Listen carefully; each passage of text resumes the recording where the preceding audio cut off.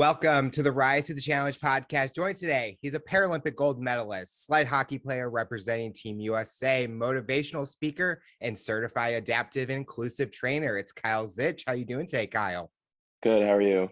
Doing good. We're so excited to have you on the show to talk about your rise to the challenge. What we like to do with all of our guests is go right to the beginning. Talk about where you're from and what were you involved in growing up? So I'm from South Hadley, Massachusetts, born at Bay State in Springfield, Mass. Born with Spina Bifida. Played able-bodied sports growing up.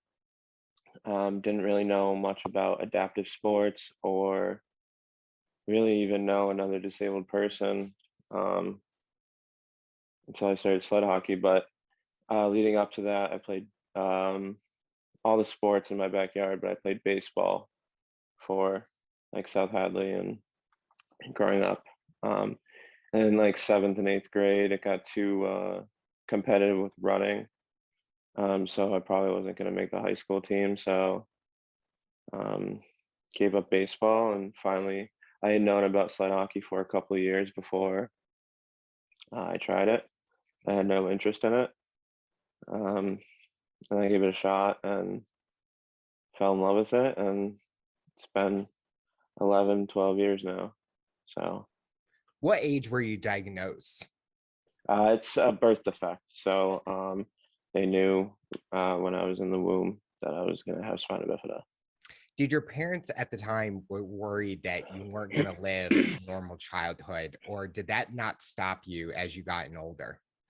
A lot of doctors said that I wasn't going to be able to walk or even crawl. Some said I wasn't going to make it to age 5 or 6. So I mean, they always knew what was coming, or were prepared for the worst. Actually, when I was born, I had I grew up. I learned how to walk. I learned how to crawl, and I started walking, and I started running. I started playing sports. And then it wasn't really from then on, it was just kind of I was living with spina bifida, but it didn't really stop me too much in my daily life. So yeah. As you were getting older, did you ever meet another individual with the same condition as you, or did you kind of have to go on it at your own and not have anyone that you could reach out to understand what they've been going through? Yeah, no. So definitely not even, I don't even think I met another person with a disability until 2005. My neighbor that I grew up with, my neighbor, his mom and dad had a daughter with spina bifida. She was born in 2005. So we were actually neighbors. And as far as spina bifida goes, it's very it ranges so much. It varies between person to person. It depends where on your spine is affected, open or closed back, shunt or no shunt.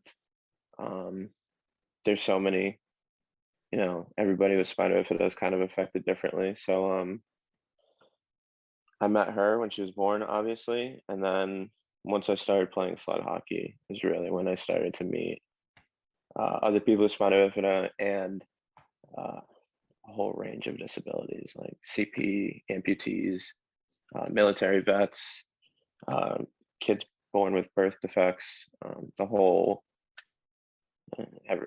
pretty much everything. So you talked about the changed.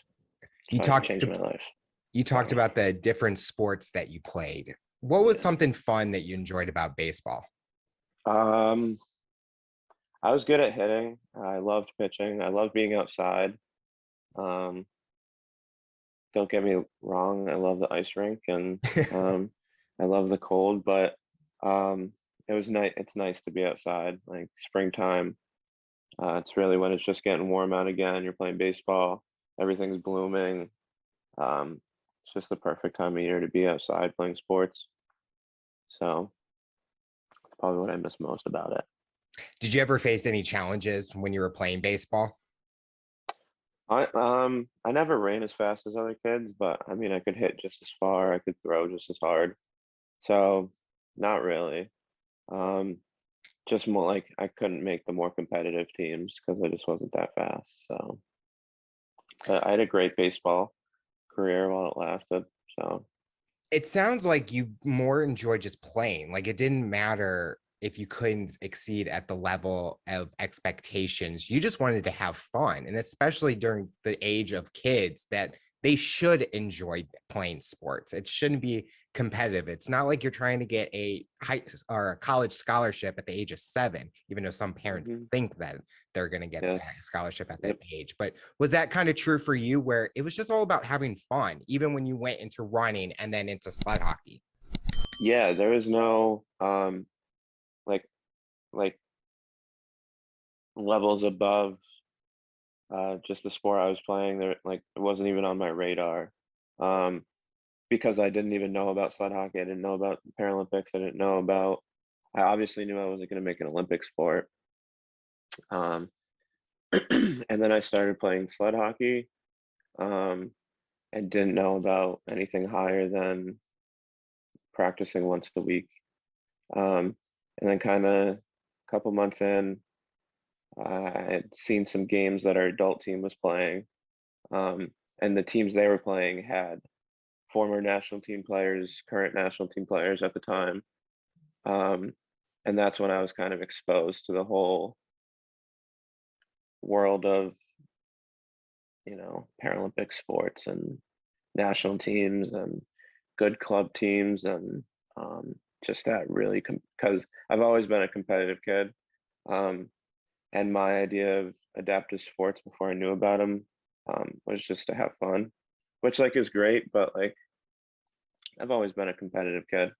Um, and then I found out about the higher levels, and then I wanted to make it, and then I started improving quickly and started playing with Northeast Passage up at a UNH that had a couple of national team players, um, and then just kind of snowballed from there. Made the development team in 2014, and then I was pretty much all in on trying to make the national team. So, As you were growing up, did you have any influences, someone that motivated you, kind of kept you going to go for all your dreams and passions and goals? um, I mean, not that family is important, but they're always supposed to support you. But so I didn't have anybody outside, like a sport role model that I could look up to. Obviously, mom, dad, sister, they've always pushed me to do what I can and exceed in anything that I try. And um, yeah, and but not in the sporting world. So it's it's different now. I do like as soon as I found Paralympic sports, I had a lot of role models. But when I was real young, not really, honestly. Did sports ever take over, kind of like where you couldn't separate the two, where you wanted just to play all the time and maybe education or personal life didn't even wasn't a big thing at the time? Or were you able to control both?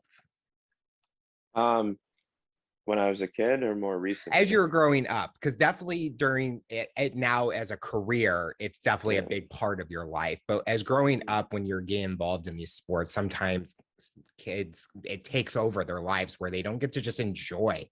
Mm-hmm. Yeah, no. So, uh, it was a good spot for me. I lived my next door neighbor. We had a long driveway, so we had a big backyard. Like his backyard was my front yard. And honestly, when we weren't in school, we were outside in the summer playing sports, football, baseball.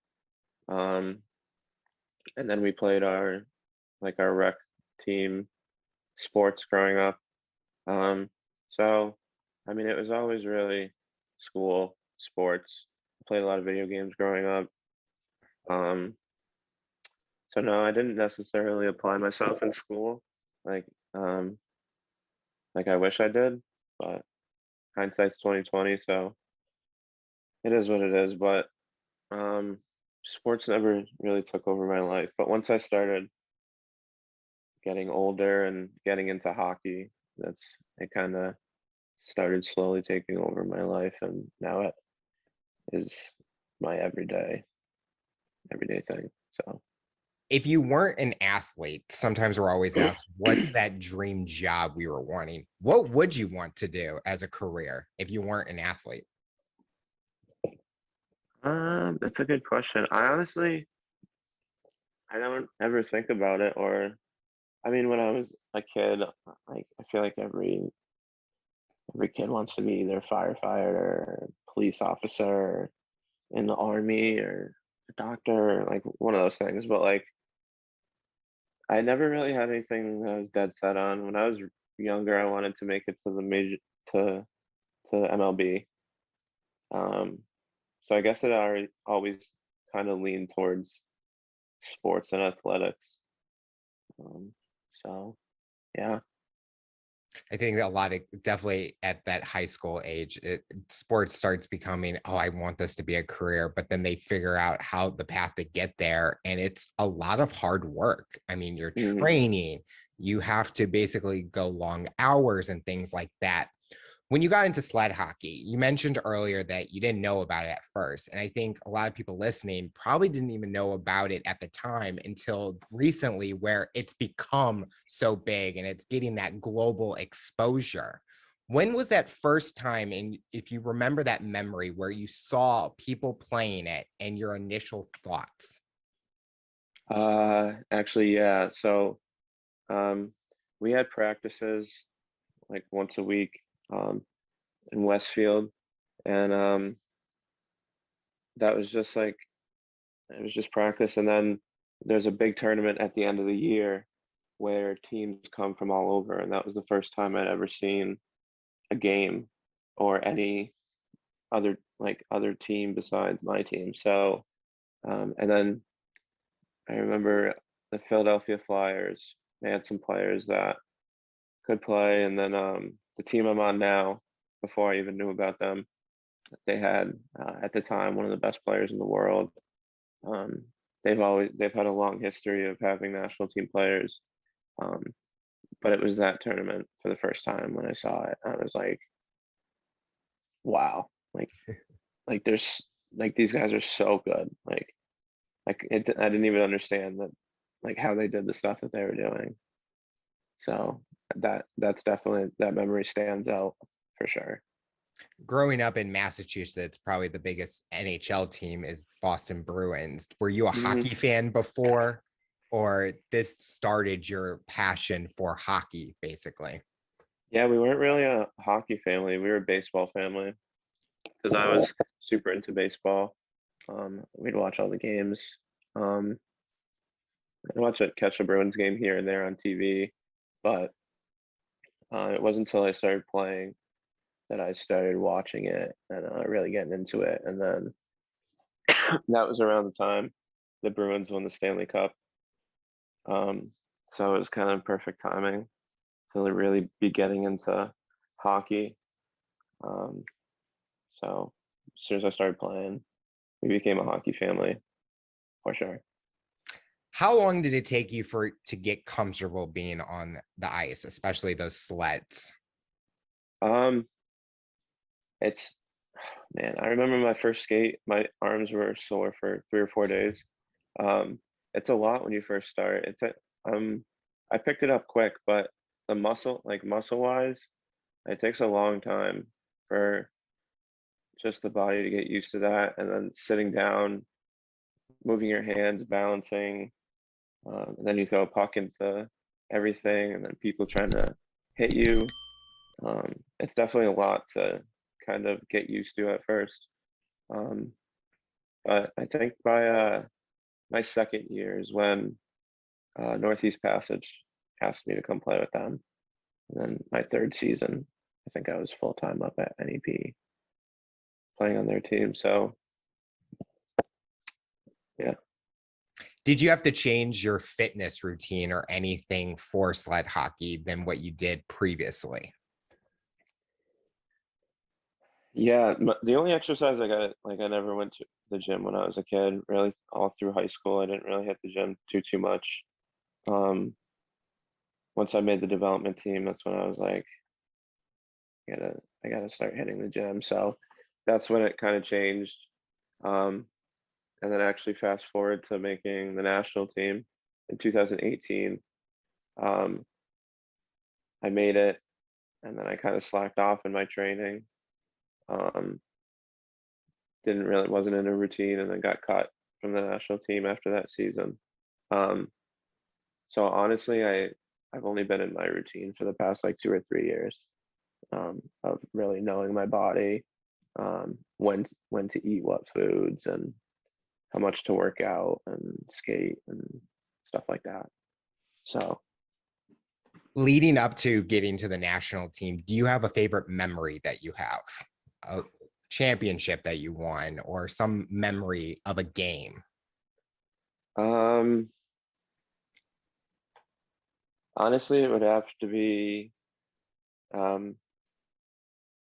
can't remember what year it was, but it was our first just tournament win. Not even like we didn't win a tournament. It was the first time we won a game in a tournament. We were, our group has been together for like 8-9 years on NEP. So we all started when we were real young. So we used to get beat pretty bad in national tournaments. And then, so we went through 3 or 4 years of showing up to tournaments and losing by 10 goals every game. So our first ever win against Colorado, that stands out, because that boosted our confidence as a team, and just made us kind of more hungry to train. And now NEP has 4 national team guys, so we've kind of kept that legacy of NEP going, and just kind of the training culture. So yeah. When you're getting just beat by those numbers and those amount of games, did you ever feel like quitting? There were definitely nights we were in the hotel and we are like, why do we show up to these tournaments and do this to ourselves? But there was always the thought of, we saw the little bit of improvements here or there, like, so honestly, no, there was never like, we never had any issues of like people wanting to quit the team or not go to these tournaments. I think for us, we started playing the game because we loved it. It wasn't to go win a national championship or anything like that. So I think our love of the game kind of started from, not too much of a competitive side. So I think we were just happy to be going to these cool places and playing in these tournaments against national team guys. And then we start winning, and then it's kind of a different kind of fun. So yeah. I've definitely been in the same shoes. I've been on teams, even for baseball, where we would lose every game. And Yep. I would get so frustrated. I'm like, why can't we just win one? And it didn't take until the last game where we're tied going into extra innings and I have to pitch. I don't pitch. I'm horrible. I was a catcher back then. And we ended up leading, and then I got the only win our whole season as a pitcher. But it's like I felt like it was one of those moments where we needed to lose all those games to have that moment and that only memory of that whole entire season. And for you, you talked about how that win gave such a boost of confidence, but it didn't stop you from wanting to play. And I feel that I was similar, where I just wanted to have fun and play. Like I didn't care if we lose. It got me out of my house for a couple hours, and I'm perfectly fine during the summer. It was that similar where it didn't matter. Like, and I think a lot of people listening, they're going to relate to that, where they'll do anything, even if they're losing every time, but they just want to go in and have fun. Yeah, totally. We weren't always top of the sport, national team guys. We started at our local programs, and yeah, just that love for the game developed more at like more pure than just competitive hunger. So, and then it developed into that later. So, yeah. When you got the call to go for the national team, what was going through your mind at that time? And then after you got cut initially, what was going through your mind? The first time I got the call, that I made it, I mean, obviously, I had put in a lot of work 3, 4 months leading into it. I had friends on the national team who had just won a gold medal in Pyeongchang. Um, so I got the call, and it was probably one of the best days of my life. Um, Went through that season. We won world championship in 2019. Didn't play that much in the tournament. Slacked off in the summer, celebrating the world championship. Got the tryouts out of shape, and the GM called me and was like, "We're deciding to cut you," and that was one of the worst days of my life.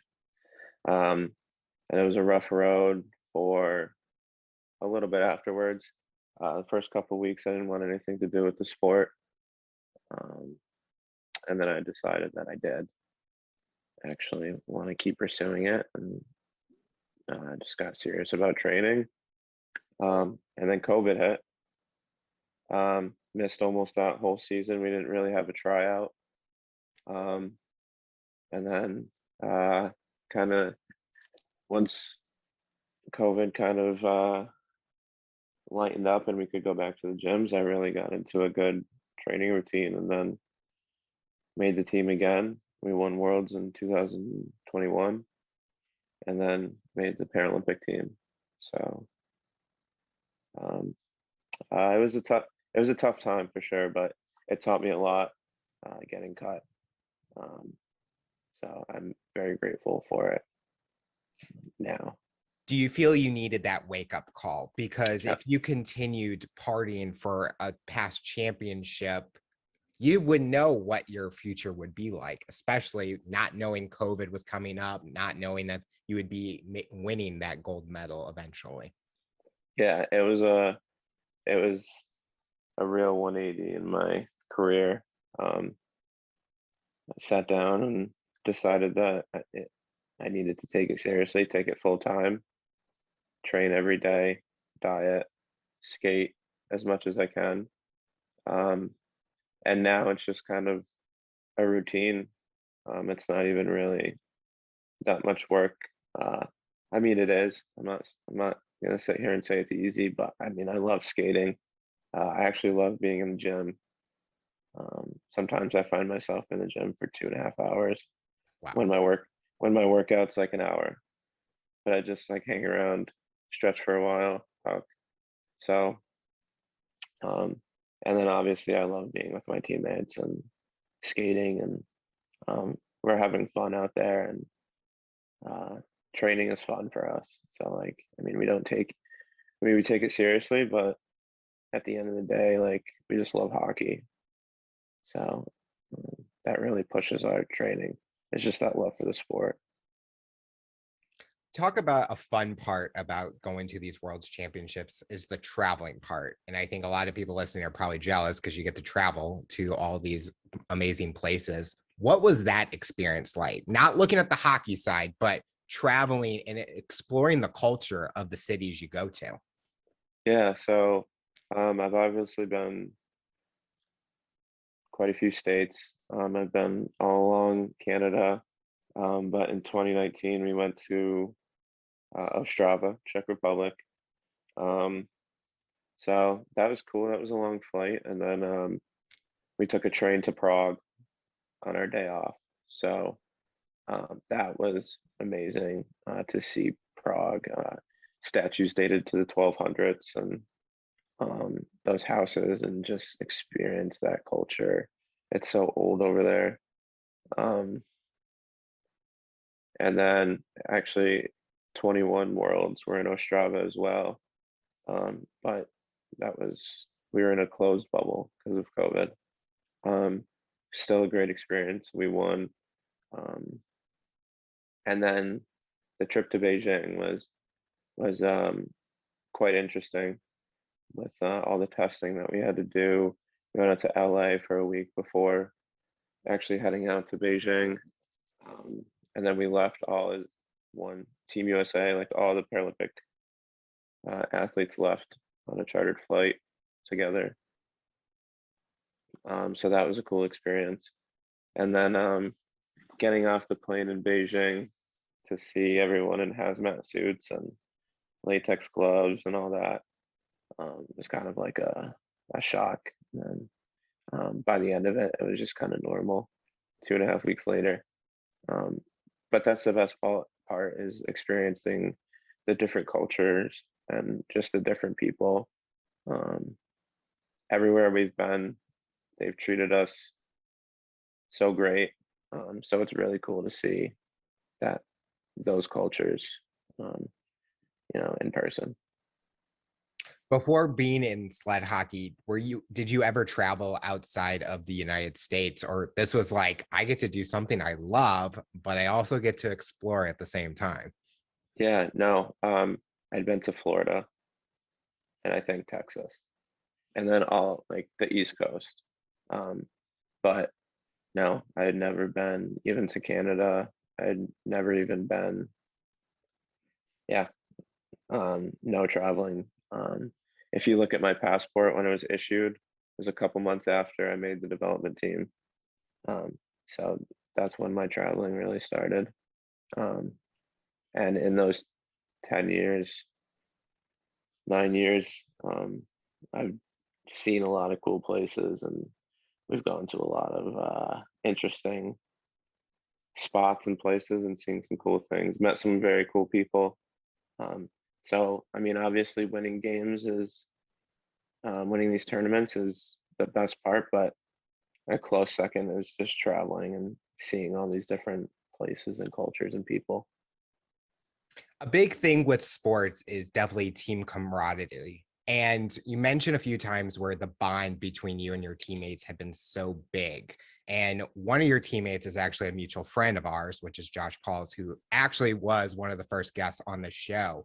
Talk Mhm. about a moment where you interacted with these guys for the first time and you just felt the bond. Like you guys all have that same passion. You all have that same goal of winning a gold medal or a championship. Talk about that environment you experienced.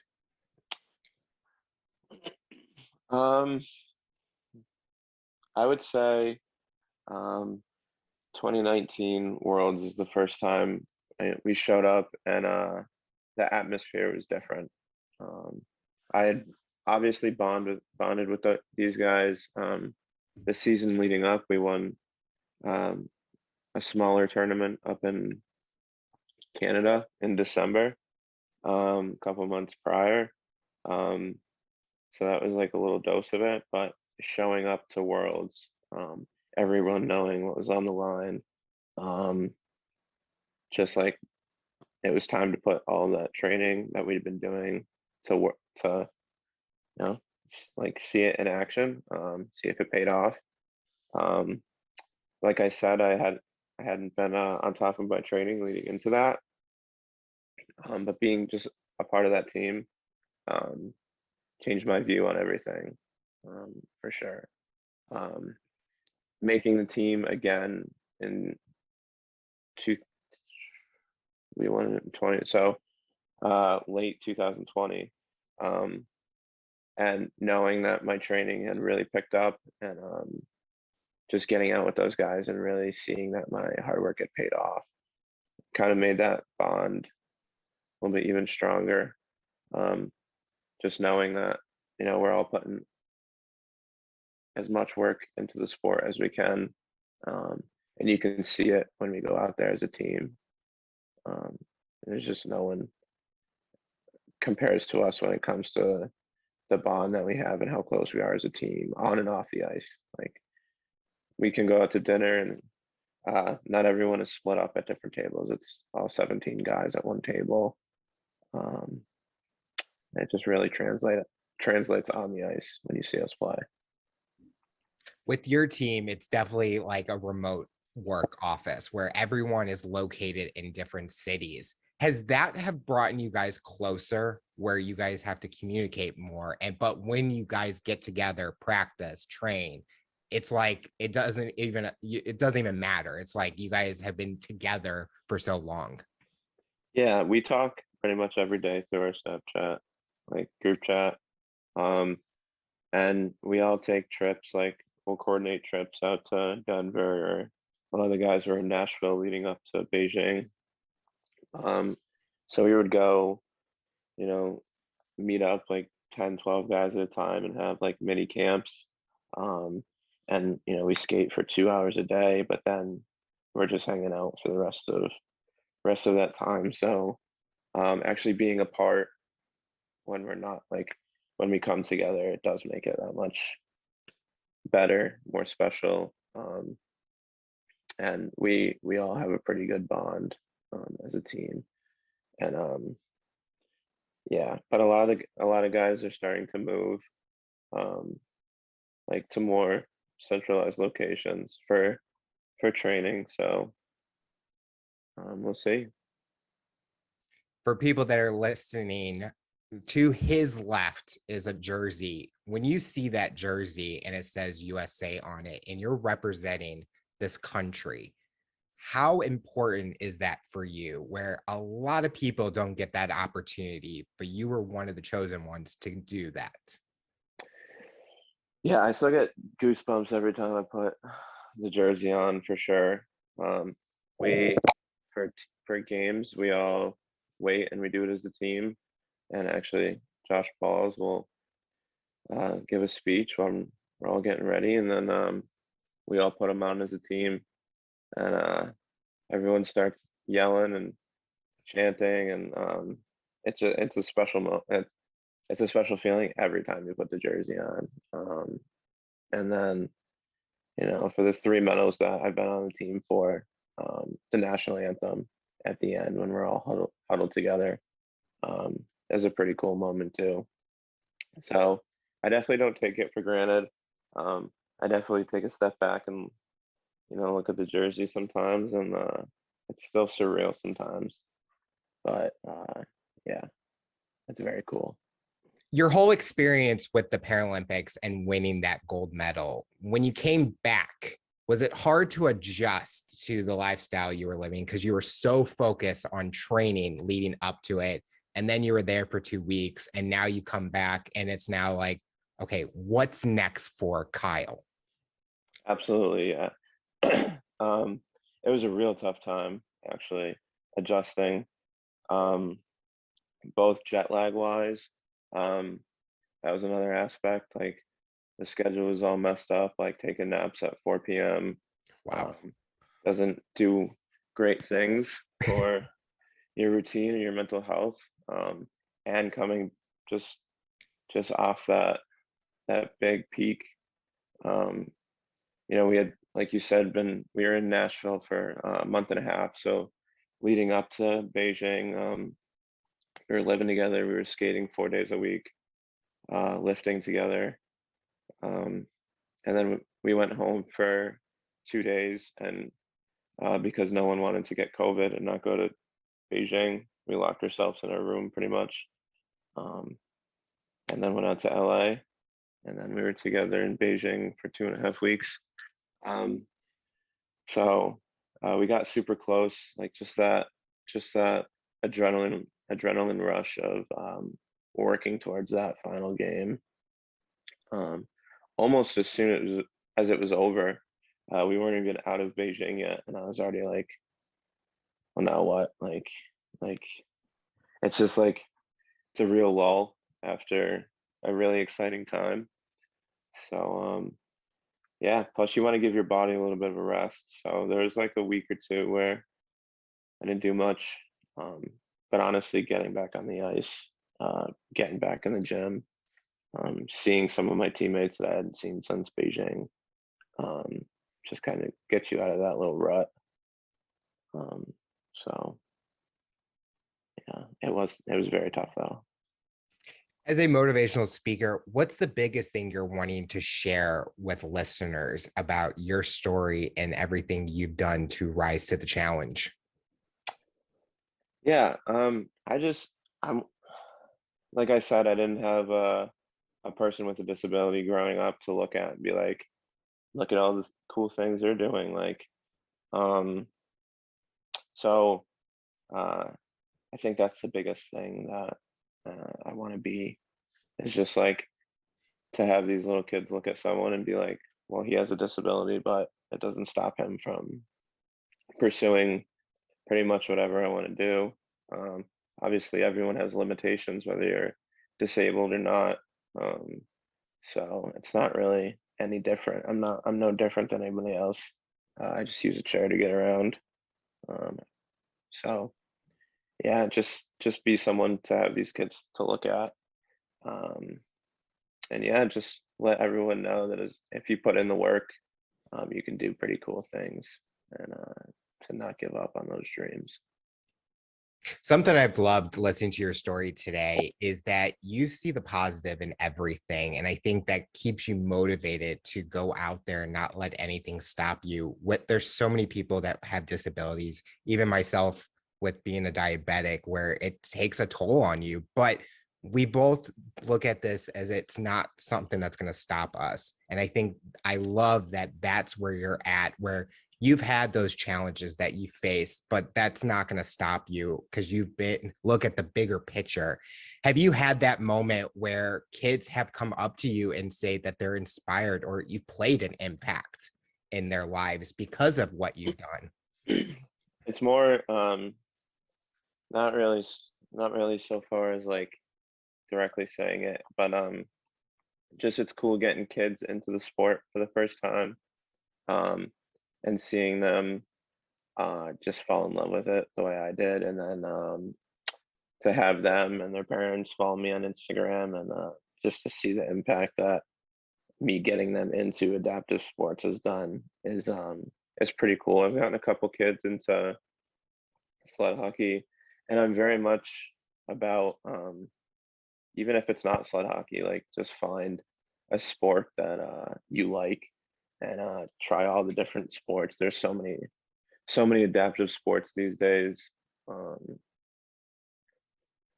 Obviously, I love sled hockey the most, but um, just get out there, whether it's winter, summer, contact sport, no contact sport, team sport, solo sport, whatever it is.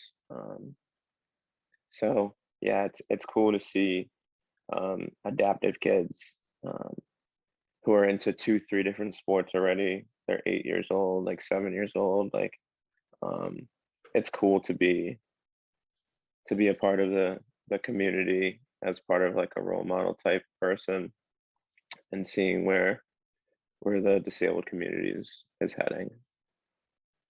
Probably going to ask you the hardest question you've ever been asked before. But if you had to pick another sport to play, including sled hockey, in addition to sled hockey, what would you be? Because you got to experience seeing a lot of other adaptive sports in the Paralympics.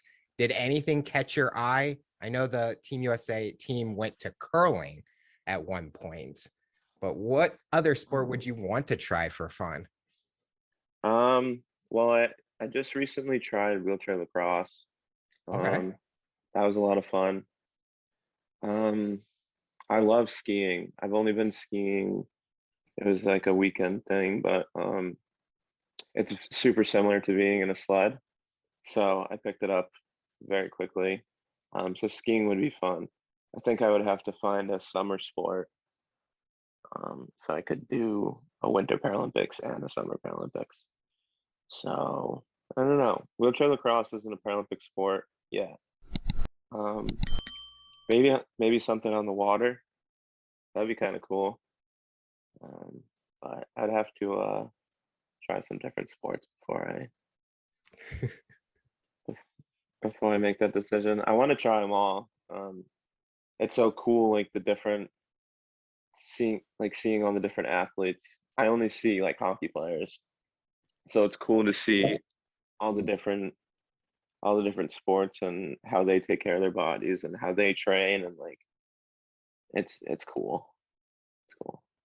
I think it's just so amazing to hear the stories. I think, especially with the Paralympics being on the NBC Universal networks and getting that exposure, because I think it wasn't fair to you guys where the regular Olympics gets all the headlines, but you guys are still making big headlines, also just not on that global impact. So now I'm thinking we're going to see you on the Black Diamond Mountains skiing for a gold medal eventually. I would do. It would be cool to do like the X Games or something. Oh, yeah. Because I don't think I could do two Paralympic winter sports in the same Paralympics. So, um, yeah, I don't know. Maybe I'll do skiing. That'd be cool. If you did two at the same time, both of the events would be going at the same time, and then you would have to choose which event is more important, basically. I know. That's why I don't even want to mess with any winter sports because everything's gonna lose to hockey, so it's not even worth it. Because it's like the hockey goes the whole 2 weeks, and it's almost like with swimmers where they have so many events and sometimes they're going back to back to back, and that's even hard for them, even though they make it look easy. Yeah. It is unique, as in like we're going for one medal for the whole 2 weeks, whereas like some of the skiers and cross country skiers are doing like 8 events, 7 events. It's kind of wild. I don't know if I would want to do something with multiple events or just one, but I don't know. So what does the future look like for you? What are you hoping to accomplish in the next few years, both personally and professionally? Just keep pursuing hockey. I mean, right now, as long as I've been playing and stuff, like I think I'm hungrier than ever to just keep improving and um, just keep grinding with the guys. So it's a lot of hockey. Um, just in the personal. I mean, hockey kind of bleeds into all of my personal life, my all that. So I think get back into CrossFit. I was doing CrossFit before, went down to Nashville. So that's kind of cool. But honestly, just travel a lot. Um, we didn't do much for those 3 months due to COVID and not, trying to get out to Beijing. So um, just travel. I mean, play some hockey, but definitely like just experience some things over the summer. That's what the next couple months are gonna probably look like. We have tryouts again in late July for the national team. So um, lots of training, but so yeah. How many more years do you think you have it in you to play hockey? I don't know. It's a good question. It just all depends on um, health, like shoulder wise, wrist, elbow wise. Because I mean, I'm loving it now more than ever. So not getting sick of it yet. Um, yeah, it just really depends on how my body holds up. Uh, as a wheelchair user, I have to be conscious about my shoulders even after hockey. Um, so I don't know. Take it year by year, cycle by cycle. Definitely gonna go to Milan in 2026 though. So if I continue to make the team, so that's the plan. Has there ever been injuries in your career, or have you been able to, knock on wood, escape from injuries? Um, Actually, my first ever practice with NEP, the team I'm on now, I dislocated a growth plate in my right elbow. Ooh. Um, yeah, that was rough. I've got my finger cut, stitches, um, the tooth, uh, had a tooth kind of cracked. Um, Other than that, I've been pretty fortunate. I've seen some nasty injuries, some nasty cuts, some nasty stuff, but knock on wood, I've pretty much avoided it most of my career. Concussion, I got a concussion a couple in December, but other than that, been pretty healthy. Well, hopefully you stay healthy. We don't want you to miss out on missing a team for an injury. Yeah. The final question I'll ask you, for someone that's listening to this interview based on your journey and experience, what tips or advice would you give them to overcome obstacles, accomplish their goals, and rise to the challenge? Honestly, it's my journey hasn't been easy. Nobody's journey who is successful and happy is easy. It takes a lot of hard work to chase the dreams you have, but when you get there, um, it's it's an unreal feeling.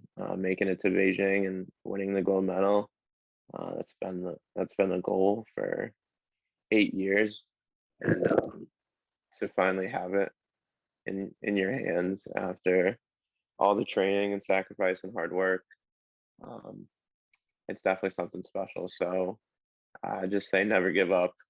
If you really want something, work at it, find a way to do it, adapt. You know, I do things, they might not always look pretty, but you just figure out how to do things, and yeah, just have that drive to never quit. And if you really want something, no matter what people say or think, or just really pursue those dreams. Well, Kyle, I want to thank you so much for coming on the show and talking about your rise to the challenge. You're inspiring so many people, and we're excited to see what the future looks like for you. I appreciate it. Thank you for having me.